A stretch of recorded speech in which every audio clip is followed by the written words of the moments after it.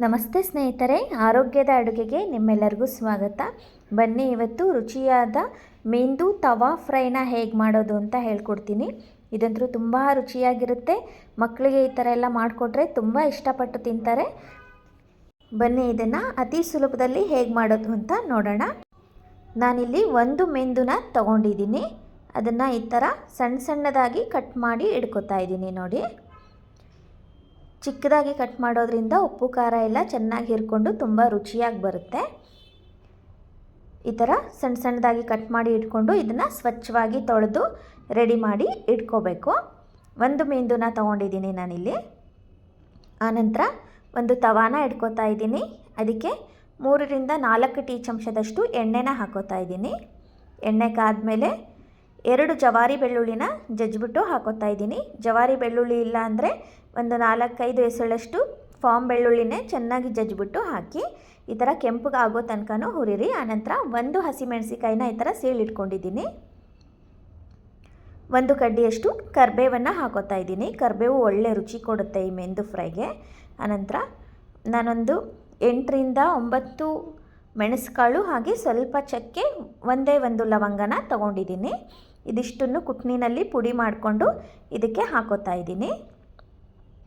ಹಾಕ್ಕೊಂಡು ಇದನ್ನು ಕೂಡ ಫ್ರೈ ಮಾಡ್ಕೋಬೇಕು. ಆನಂತರ ಅರ್ಧ ಟೀ ಚಮಚದಷ್ಟು ಅರಿಶಿನ ಹಾಕೋತಾ ಇದ್ದೀನಿ.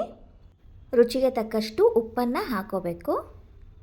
ಈಗ ಸ್ವಚ್ಛವಾಗಿ ತೊಳೆದಿಟ್ಟಂಥ ಮೆಂದುನ ಹಾಕೋತಾ ಇದ್ದೀನಿ. ಇದಕ್ಕೆ ಹಾಕ್ಕೊಂಡು ಸಣ್ಣ ಉರಿ ಇಟ್ಕೊಂಡಿರಬೇಕು. ಇದನ್ನೆಲ್ಲ ಮಾಡುವಾಗ ಇದನ್ನು ಚೆನ್ನಾಗಿ ಫ್ರೈ ಮಾಡಬೇಕು.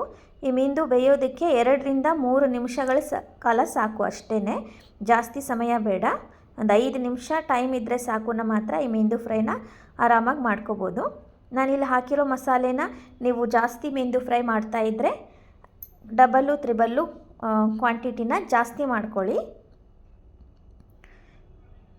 3-4 ಸೆಕೆಂಡಿಗೆ ನೋಡಿ ಇದನ್ನು ತಿರುಗಿಸಿ ಹಾಕೋತಾ ಇರಬೇಕು. ಆವಾಗ ತವಾ ಫ್ರೈ ಚೆನ್ನಾಗಾಗುತ್ತೆ. ಮಸಾಲೆ ಎಲ್ಲ ಚೆನ್ನಾಗಿ ಹೀರ್ಕೊಳ್ಳುತ್ತೆ.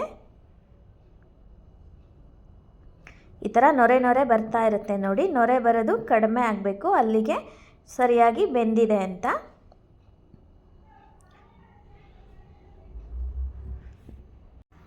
ನೋಡಿ 2ರಿಂದ 3 ನಿಮಿಷಗಳ ಕಾಲ ಆಗಿದೆ. ಇವಾಗ ಫ್ರೈ ಮಾಡೋಕ್ಕೆ ಶುರು ಮಾಡಿ. ಇವಾಗ ಕಂಪ್ಲೀಟಾಗಿ ರೆಡಿಯಾಗಿದೆ. ಇದಕ್ಕೆ ಕೊತ್ತಂಬರಿ ಸೊಪ್ಪನ್ನು ಮೇಲಿಂದ ಹಾಕ್ಕೊಂಡ್ರೆ ಆಯಿತು. ಈಗ ಊಟ ಮಾಡೋದಕ್ಕೆ ರೆಡಿ ಇದೆ. ನೀವು ಈ ವಿಧಾನದಲ್ಲಿ ಒಂದು ಸರಿ ಪ್ರಯತ್ನ ಮಾಡಿ ರುಚಿ ಹೇಗೆ ಬಂತು ಅಂತ ಕಮೆಂಟ್ಸ್ ಮಾಡಿ ಹೇಳೋದನ್ನು ಮಾತ್ರ ಮರಿಬೇಡಿ. ಇದೇ ಥರದ ಆರೋಗ್ಯದ ಅಡುಗೆಗಳಿಗಾಗಿ ನನ್ನ ಚಾನಲನ್ನು ಸಬ್ಸ್ಕ್ರೈಬ್ ಮಾಡಿ. ಮತ್ತೆ ಇನ್ನೊಂದು ಆರೋಗ್ಯದ ಅಡುಗೆಯೊಂದಿಗೆ ನಿಮ್ಮನ್ನೆಲ್ಲ ಭೇಟಿಯಾಗ್ತೀನಿ. ಅಲ್ಲಿವರೆಗೂ ನಮಸ್ಕಾರ. ಈ ವಿಡಿಯೋ ನೋಡಿದ್ದಕ್ಕಾಗಿ ನಿಮ್ಮೆಲ್ಲರಿಗೂ ಧನ್ಯವಾದಗಳು.